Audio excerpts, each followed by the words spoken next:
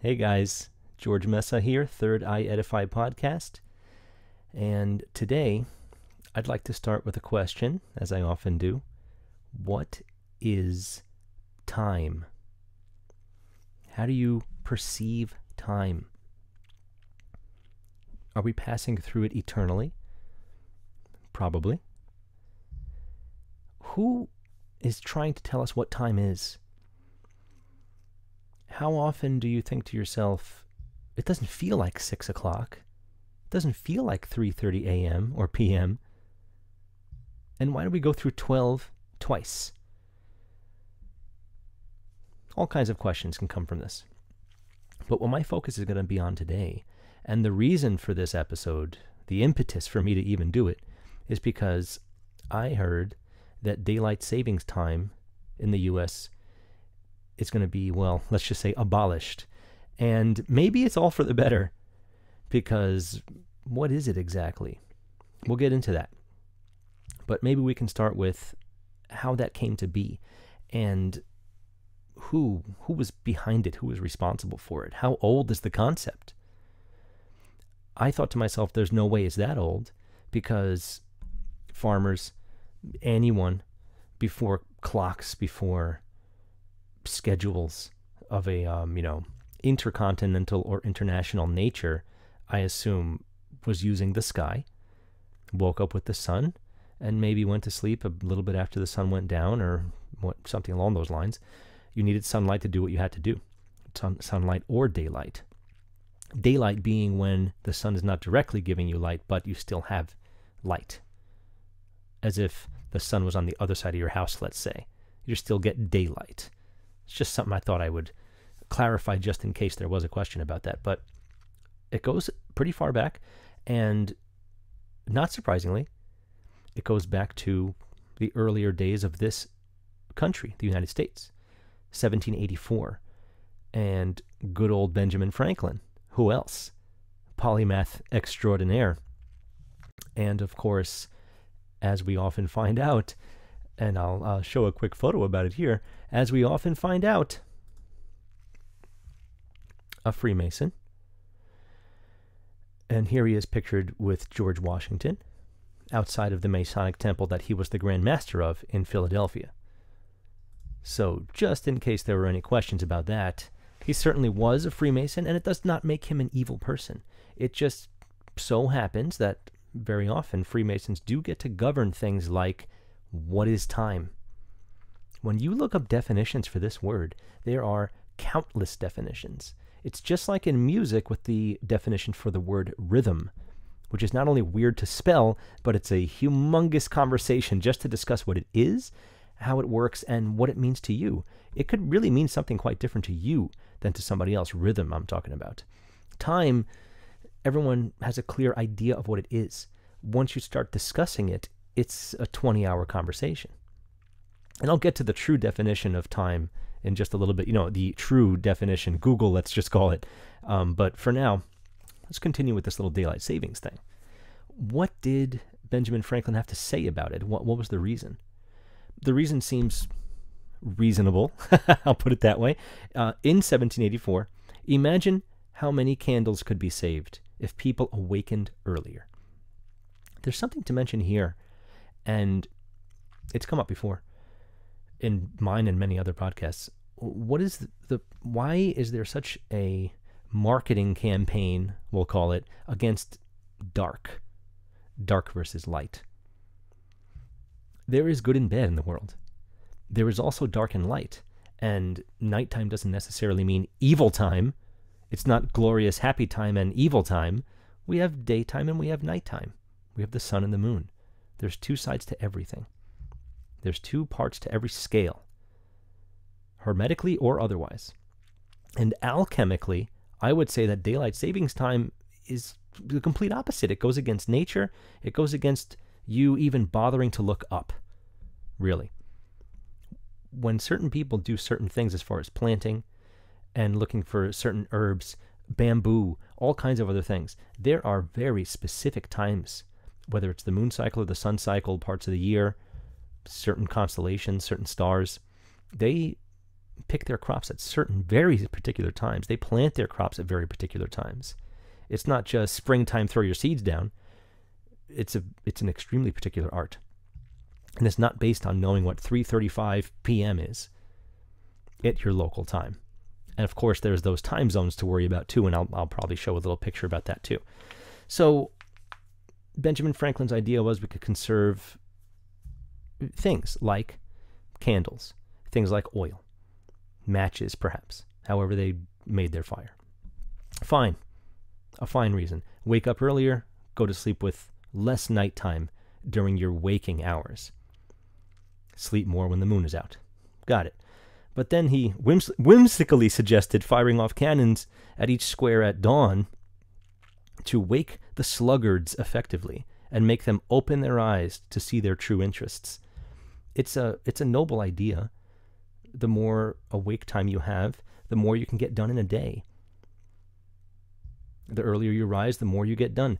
When I personally went to the gym very early in the morning, I'm not exactly going to the gym right now, but when I was going, when in the morning, I was worried that I was going to be too tired for work, too tired for anything. And I had more energy during that day than I ever had when I wasn't going to the gym. So early to rise, early bird gets the worm, that kind of thing. I see it. I see something else as well. I see eugenics is what I see. And whether anybody wants to admit it or not, a lot of people don't, there was a heavy hand of eugenics in this country. And there was tons of eugenics going on, I wouldn't want to say all over the world, but it's a big part of the powers that should not be, to make sure that their genetic lines make it and yours don't. And calling somebody a sluggard, sending out a general term that there are sluggards, might make people that aren't feel that way. A lot of people felt inferior in the eyes of this man, or just the idea that he accomplished so much, how could I ever catch up, that kind of thing. So think about that. Benjamin Franklin also advocated for paper money. How good is that doing for us? Not very good. Places like the Royal Society and world banks that pop up after that, central banks, if they were so against central banks, the founding fathers, why were they advocating for paper money? There has to be something else. There has to be another way. Anyway, small rant, but Benjamin Franklin is notated during my research as the first person to mention the idea of daylight savings time. Now, I'm sure we've all heard that it was a farmer's idea. I'm going to do my best to dispel that in just a moment. But there were one or two other people that actually tried to get this thing going. 1895, in New Zealand, George Vernon Hudson, he proposed the idea. And they didn't adopt it until 1927. 32 years later, after the war that caused the initial timing of this daylight savings time thing. 1905, William Willett wrote a little pamphlet called The Waste of Daylight. It introduced a bill, and he died before the bill ever really had a chance to pass, or as far as I know, even get considered. It was an interesting read, though. I don't think it was amazingly well written or anything, but it's a short read, and people were thinking about it. The idea was there. So who actually brought this thing into effect, and why? Again, it wasn't farmers. May 1st, 1916, World War I, Kaiser Wilhelm, Germany. It was his idea. It was his idea to change the time regardless of what was going on in the sky, because it would help the troops be more prepared, or at least be more aware and ready to strike or to defend themselves in that case during the daylight hours. Conserved energy. Save on things like lighting, maybe even food, going to sleep earlier. I'm not sure. It's an interesting thing that it came out of war. And then Britain, some of Europe, United States, actually we hit it in March 31st, 1918, after we had ended the war, as it says. But how long did it take for the farmers to hate this idea? Only 1 year, 1919. Farmers started to not necessarily want to play ball with this idea. Do farmers have to worry about daylight savings time? They have to worry about it ruining their schedules, yeah. It's not something that they work with. They work with the sky. They work with their animals. Roosters have been associated with something of a holy nature. a spiritually very high nature, even a god, because they rise with the sun, and they tell you when it's happening. They're completely attached to the sunrise, which has always been worshipped. So that's something to think about. When you see roosters in all kinds of cathedrals, temples, they're representing something much higher than the animal itself. So take a look at this. Why am I showing this now? Here's Uncle Sam getting ready to tell you about the great new daylight savings bill. Get your hoe ready. This is 100% how propaganda works. They are trying to show that farmers are not only taking part and happy to do it, but they are benefiting from it in some way. Absolutely not the case. And I came across this little picture here, which I thought was great. Daylight savings time, unfair. We lose 1 hour of play. This came from the farming ideas, actually, because what was happening is that people were showing up to work an hour later, but then they were leaving at the same time they used to. So they're working for 1 hour less. Oh, sorry about that. Didn't mean to pull it up yet, but just to get an idea that all these time zones do exist, they're not straight up based on longitudinal lines. So I just wanted to make that really clear, that even though it seems like we just have these nice cushy subdivisions of time in our time zones, we don't. It's good to remind ourselves of that. I didn't necessarily mean to pull that up right away, but there it is.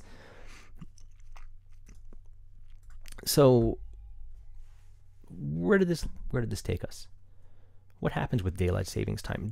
Does everyone use it? No, definitely not. Anyone that's listening outside of the United States right now, anyone watching, I think you may be part of that group of people that doesn't do this. The United States is almost totally on board. Arizona doesn't do it. Hawaii doesn't do it. And pretty much the rest of the continental United States definitely does do it. But if you live next to Arizona, you do it. If you go to Arizona, they don't. So the time changes even more radically, I guess, when you cross that border. Interesting little tidbit for sure. And 80% of the world's population does not use it. And less than 40% of all countries don't use it. So now that word propaganda kind of comes to mind again. What is time? Are we playing with it? It's against nature, in my opinion. It's my opinion, but it's against our nature. Babies don't know that it's 6 a.m. when they wake you up. They're going when the sunlight hits the window. It doesn't matter what time of year it is. Doesn't matter if they took a nap or not. But cows, chickens, roosters, when you have a farm, you're not going based on these things. But when the time changes, you've still milked your cow at the time you've milked them, just like you would have regardless of daylight savings time. Now your customers still come, but they might come at a different time, a later time, or maybe the delivery person looking to pick it up. Everything's affected because of it in a negative way. So I'm doing my best to dispel that farmers did not start and do not advocate for this. And that should be a really good hint for us to not do it either. Now, of course, like I said earlier, the United States is looking to get rid of it. We shouldn't all be jumping for joy and rejoicing. This is just like when everything calmed down after the whole nonsense we went through in the past 2.5 years. It's not over. And on top of that, it's not like, oh, see, it's over now. They said so. Isn't that great? No, it's not great. Look at what happened. Same thing with this. It's another level of indoctrination. It's another way to keep you away from the natural world. That's my main point here. So daylight savings time, no, I don't agree with it either. And I guess a good thing to ask now is, how did we tell time? Do our bodies tell time? If everything, sun, moon, and world are all within ourselves, as they say, does that mean that we also have the ability to tell time? Before I get into the nitty-gritty of it, I personally haven't used an alarm clock in a very long time. I know my dad didn't do it either, and I know a lot of other people that don't do it. there is a natural rhythmic cyclic clock of sorts inside of you. And it works if you let it. You can wake up at the same exact time every day. When I used to use an alarm clock, I used to spring sometimes right out of bed, minute before the alarm clock was about to go off, sometimes 10 seconds before. And it wasn't because there was some extra noise. It was a digital, Sony stereo that I used to use. And it didn't make any sound until the moment of. And 95% of the time I woke up right before it went off. It wasn't that I got up, in a stupor half hour earlier for whatever reason, loud noise outside. I used to have a woodpecker hitting the side of my room. It had nothing to do with that. I had something called Circadian Rhythm. And we all do. I'm going to show a little image of that real quick. What is Circadian Rhythm? And how does it work for us? Let me pull this up really quick, just so you can see what I'm talking about here. Take a picture of it, zoom in if you'd like. But some of the most important things are that your body does certain things at certain times of the day. And I mention children because they tend to be more in touch with their natural existence than a lot of adults. There's a million reasons for that, and we're not here to discuss that right now. Kids get tired. It doesn't seem like they're gonna, but they get tired. They usually get tired at the same time. That's because of this. This is the natural cycle that our bodies are, I'm not going to say require, but if adhered to at a relatively strict level, the chances of you being a healthier, more aware, awake, productive person are very, very, very good. And daylight savings, I dare say, completely eradicates and ruins anything to do with the circadian rhythm. Now, maybe I'm being just a little extreme about this, but it gets in the way, and it's something to think about. If you weren't aware of that or hadn't heard of it, I highly suggest continuing to look into it. It's a very interesting topic, and just thinking about it might actually help you adhere to it, because your body is already doing it. Something to think about. Something to think about out there. And again, back to the question, how else, other than our natural body's rhythms, how did we used to tell time? I think the most obvious thing to mention here is the sun and the moon. And the stars as well. The planets, if you were that deep into it. But what better way to tell time? You know when it's morning. You know when it's afternoon. High noon, whatever you want to call it. You know when it's dusk. You know when it's nighttime. You probably know when it's midnight. And it's hard to be like, moon's going to be right there tomorrow. But if you follow it every day or almost every day, you'll have a really good idea. At around 7 o'clock, moon hits my window. Suddenly, a few months later, oh, it's not even there anymore at that time. Now it's over there. You can follow these celestial bodies. And you can use them to tell time. Again, like I said earlier, do you need to know what 3:35.06 seconds is? Is there a way to tell? Is there a genuine need for it? It can get really, really, really close. But the sky is really the answer. So what did we use? What methods did we have? I can hear some of you saying it perhaps already, or maybe you've been saying it into the screen. Sundials. There are moon dials too, by the way. And there are lots of variations of this. I'm going with some pretty traditional, maybe ancient ideas of sundials. How does it work? And what exactly does it do for us? I'm not going to tell you everything that's going on for the entire 24-hour period. But here is what is said to be a very ancient, possibly the very first type of sundial from Egypt. You can see the space in that hole where we get the part that gives us our shadow. And this is called a gnomon. Gnomon. The idea of a gnomon will come into play in a little bit when I push this analysis into a very different place. So here is another one. Another ancient sundial. Here's another one. And for our demonstration for the moment, here's one more. Maybe not as ancient on this one. So why am I showing us these? These specific ones, by the way, they resemble something to me. And I'm not talking about what they're supposed to do. I'm talking about the way they actually look. They resemble an oyster shell or a scallop shell, which are very similar. They both produce pearls, by the way, and that will definitely come into play in a little bit. Remember this. Keep these images in your mind, and remember that scallops and oysters can have pearls in their shells. It's far more rare to have it in a scallop, by the way. And here is a good side shot of a very typical gnomon. It's not just a straight line or just a stick placed into it. It has a very specific angle to it. It's not a vertical up and down thing. This helps with the different angles of the sun depending on the northern southern hemisphere and other things that aren't necessarily needed to flesh out right now. Keep in mind that there are a lot of other ways for this to happen. Take a look at this, for example. This is in Long Island City, New York, and this is the Citibank Tower. And there is a group of people that follow the shadows that it causes, and it actually acts like a sundial. Anything can really be a sundial if it looks like this. So keep that in mind.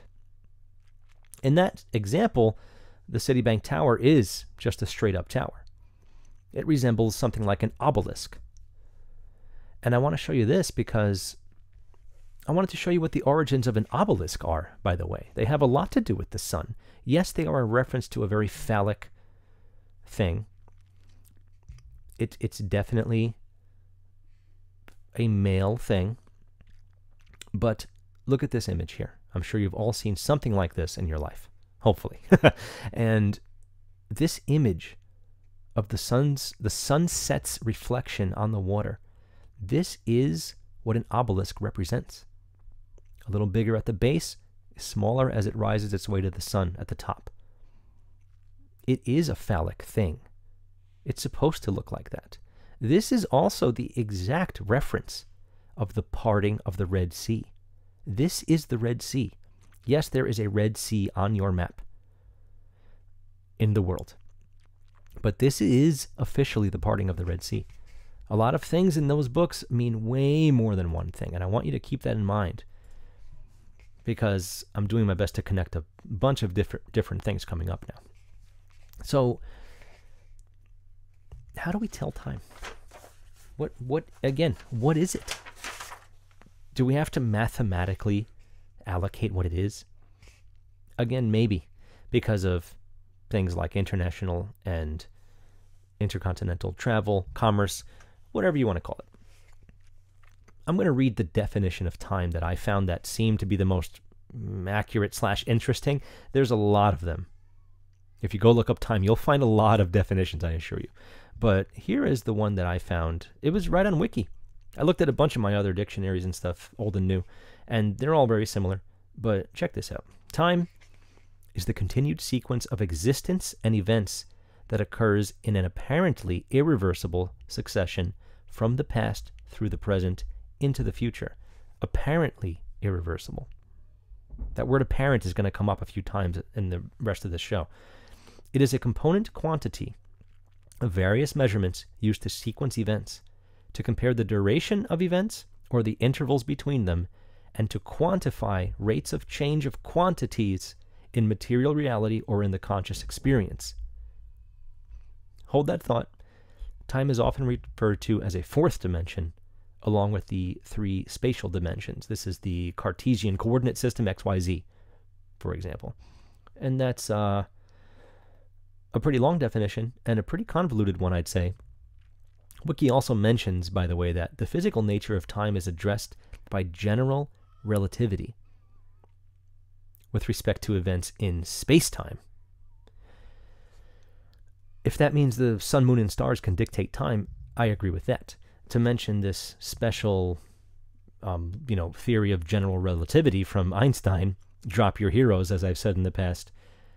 I'm not vibing with that at all.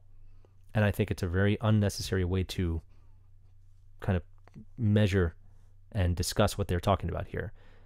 The idea of relativity means that if you're far away enough and you both holding something and one of you pulls it, the other person won't feel it right away. I don't know. I'm leaning towards no on that one. I'm sorry.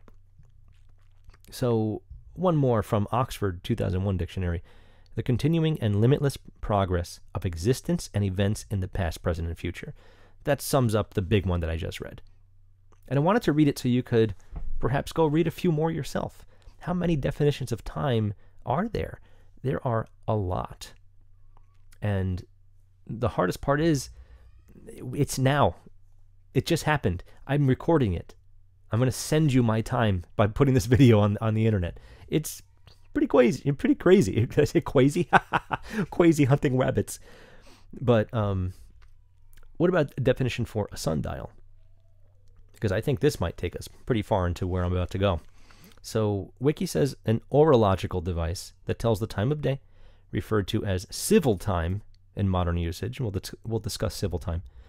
When direct sunlight shines by the apparent position of the sun in the sky. Again, they want you to think that what you see is merely apparent and not really what's happening. Therefore, you need them to tell you what time it is. And there's time zones, and there's daylight savings time if you live in a certain part of the world. It's a law. Daylight saving time is a law. It's not a thing that everyone agrees on. It's something that is forced on you, which I don't like, in case you didn't notice. So, what is civil time? What are they trying to say? I think this is more of a peasant, rich person kind of thing. Something along the lines of, oh, yeah, well, you have that, you're worried about your sundial. Yeah, that's civil time. I don't really think that's right. It's not going to be accurate to the second. It doesn't work that way. But what is civil time? Standard time in a time zone at a fixed offset from coordinated universal time, which we will definitely discuss in a moment. Coordinated universal time is UTC. I know that the acronym doesn't match, but just roll with it. Possibly adjusted by daylight savings time. UTC is calculated by reference to atomic clocks and was adopted in 1972. So, UTC, there's a ton of other ones. I'll talk about them in a second. But remember this. You may have all heard of Greenwich Mean Time. Greenwich. Sounds like a good thing, actually. It has replaced Greenwich Mean Time. I didn't know that. I'm not sure if any of you did. Leave a comment if you have or haven't. I'm very curious. And I did come across one or two other ideas of time, by the way, before I move on to these very large amount of ways to designate time officially throughout the world. Time is a very large amount of definitions, and it's a musical thing too. You can play in time, you can have good time, you can have bad time musically. You can have a bad time at a party. You can have a good time as a memory as well. There's also, you can have a dead time, which I had never heard of actually. I found that from the Black's Law Dictionary. It's more of a law contract kind of thing. I think the example given was if a convict escaped for 3 days and they found him and they brought him back, and I think it was 3 days, by the way, those 3 days would be dead time. In other words, time that did not go towards his sentence. So almost that time gets eradicated, I guess. It's really how to look at that. So let's get back to this coordinated universal time now. Because like I said, it replaces Greenwich Mean Time. And again, I did not know that. I absolutely did not know that. Universal time, UT, the general designation of time scales based on the rotation of the Earth. So no time without rotation? Seems like a weak argument to me. Let's move on. There's a few kinds. UT0, UT1, UT2. solar mean time, prime meridian obtained from direct astronomical observation. That's UT0. Direct astronomical observation. I'd go with astrological instead, but whatever. Then UT1 is UT0 corrected for polar variation. And then UT2 is UT1 corrected for small seasonal fluctuation and rotation. I'm spitting it all out so you can see. I'm going to leave a link to the PDF that I found that has all of this stuff, because I think it's worth your time. I really do think it's worth your time to check this out. There's actually a number of frequencies that get used to broadcast these things amongst each other. So that way, I think that's exactly how it all works, as far as your TV and your phone being completely aligned as far as the seconds and the minutes. There's frequencies that get designated to send these bits of information, somewhere in the 20 kilohertz plus or minus 0.5 kilohertz range. So perhaps radios, like as in radio stations, TV stations, streaming, maybe they don't use those. These are frequencies that are designated for this time. So there's a lot of work that goes into time, by the way. There's the International Maritime Organization, International Aviation Organization, General Conference of Weights and Measures, Bureau of International Dépôt et Mesures, I think it's the same thing in France, International Earth Rotation Service. I might have to have a little tidbit of an episode on that one, perhaps. And the Concerned Unions of the International Council of Scientific Unions. So, plenty more, by the way. These are the factions that designate and hold what is supposed to be time. And once again, I'm not saying this is a worthless endeavor, but they're taking us away from what we can feel and naturally do. And that's what I'm interested in here.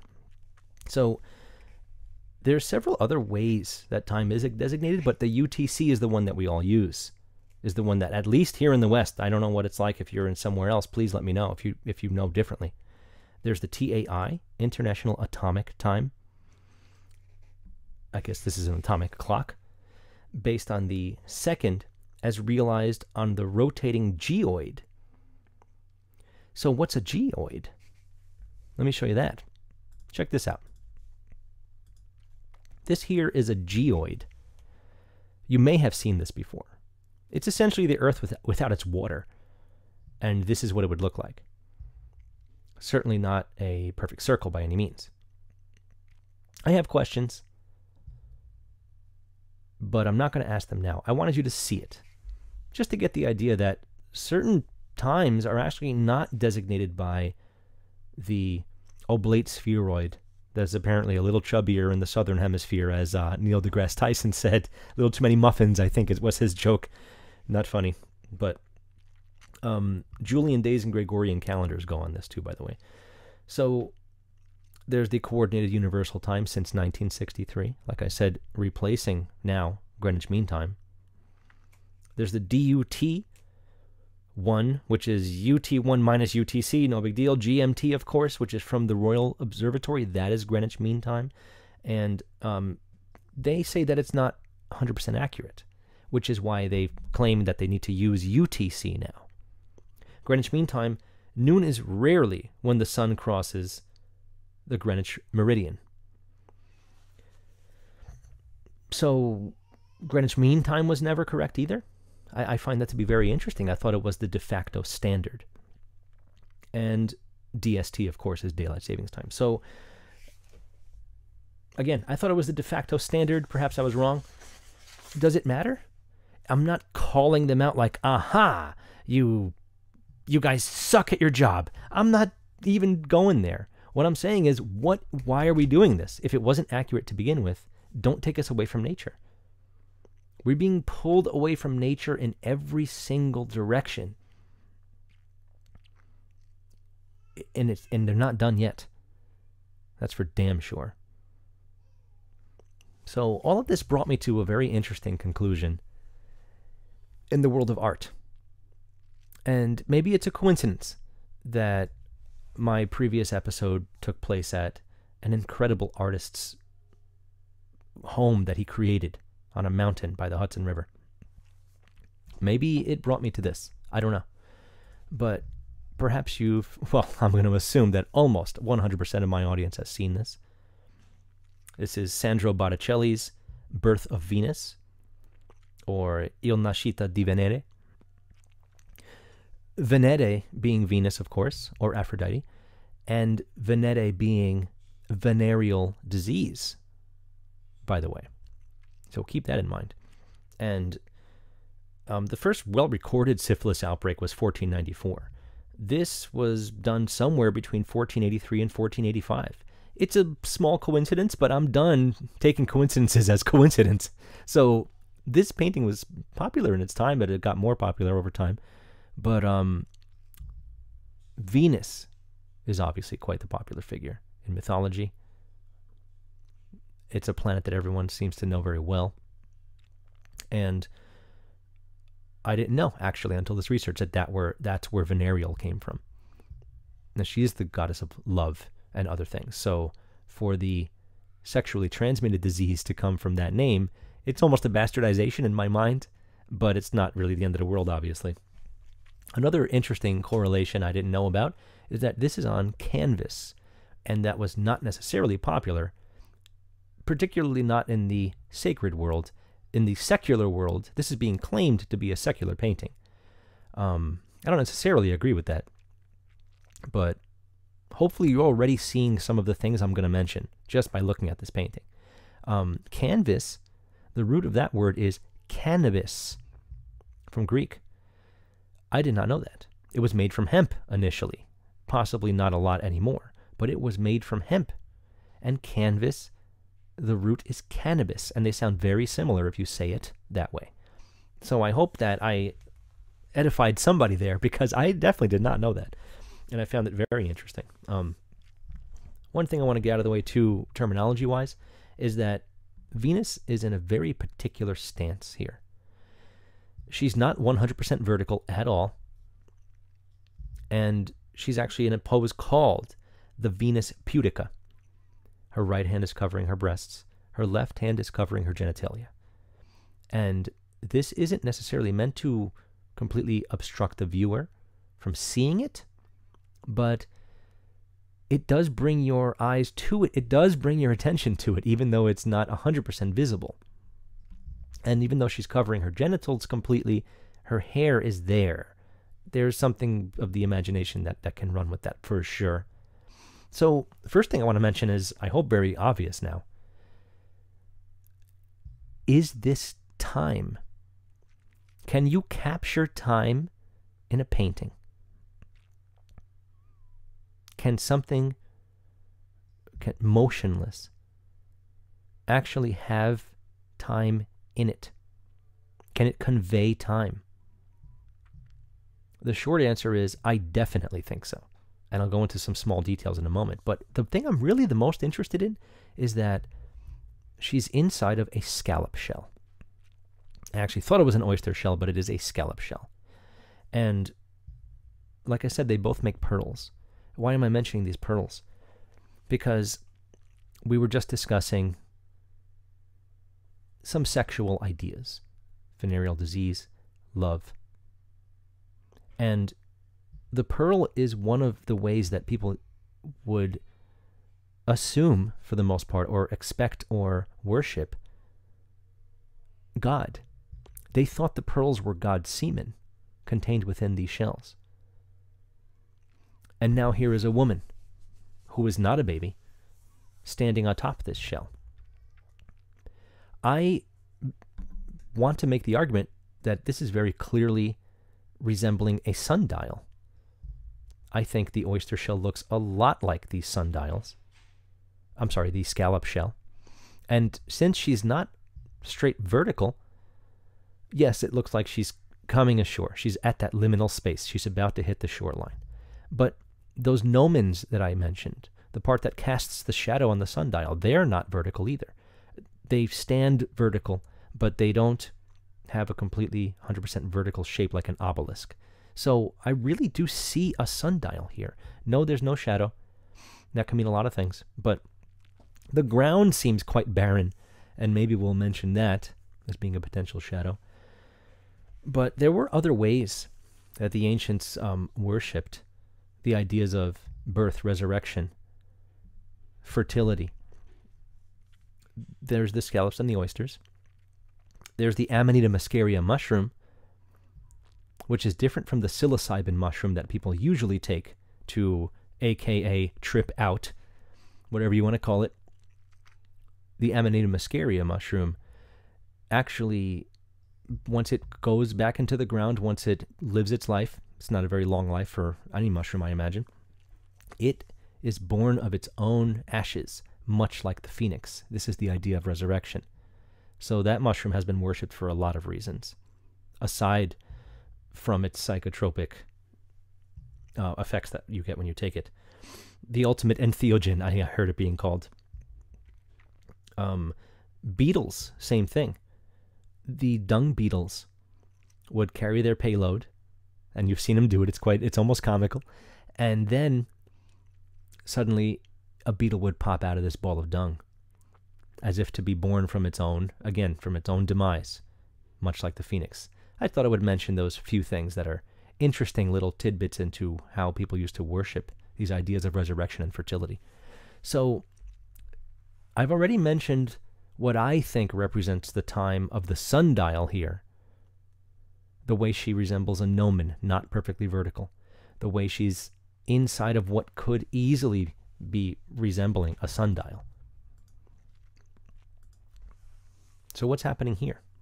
We have Zephyr on the left, and he and the woman that is embracing him in an almost convoluted positioning is also letting out breath. They're blowing her to shore. It's almost like the March winds bringing spring, because the shoreline is strangely missing a lot of the things you'd expect. What it has that you wouldn't expect are these reeds. If they are in Cyprus like we're expecting, these reeds wouldn't belong in this scene. But these are potentially, and I would say not potentially, but definitely a phallic reference. And she was born of the sea foam from the genitals of Uranus, severed and thrown into the sea. This could easily be representing that. Just an observation. Now, as she's making her way to the shore, and again, I am claiming that time is being shown here. We are actually shown time, and not just because of a potential sundial. She's on her way to the shore. It looks like she's stepping off, perhaps. The shoreline doesn't have much. It's pretty barren. It's as if she is bringing the fertility of spring. This also represents time. What else represents time here? Who is this? This is one of the three Horae. And much like a sundial is an orological device, Horus, by the way, this is an Egyptian name being used here. She represents time, and there were three of these, and they would represent the seasons. There were only 3 seasons. There was this idea of fall being either like a pre-winter or a post-summer. So we had 3 seasons.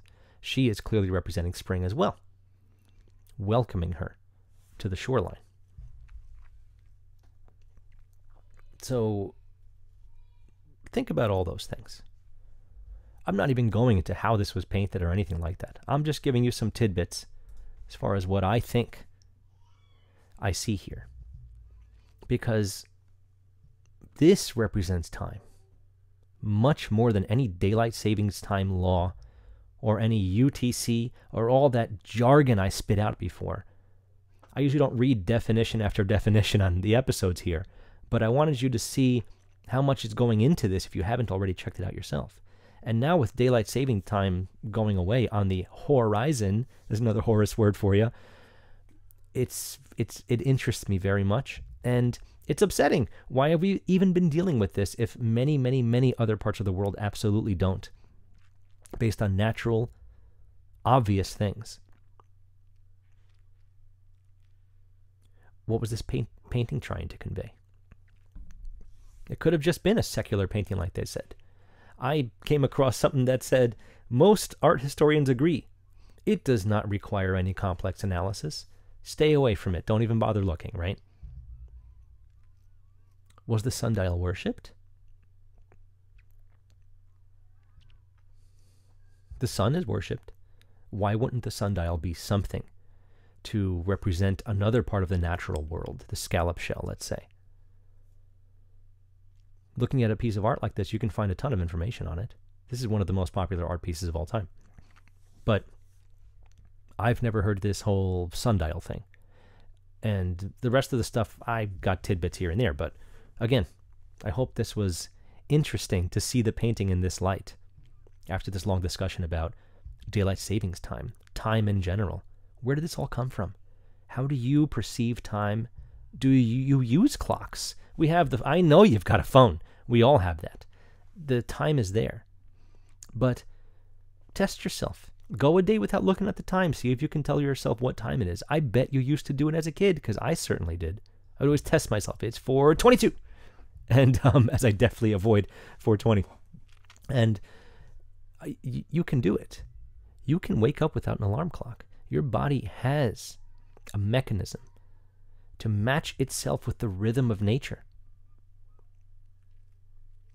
We don't need a clock to tell us when to start your day, especially if you do something in agriculture. But a lot of people, the powers that should not be, they think you should. That was the main reason for me doing this. And I hope you enjoyed it. There's plenty more where that came from on this show. Interviews, podcasts, maybe some news here and there, and a whole lot more. Thank you so much, and I'll see you guys real soon.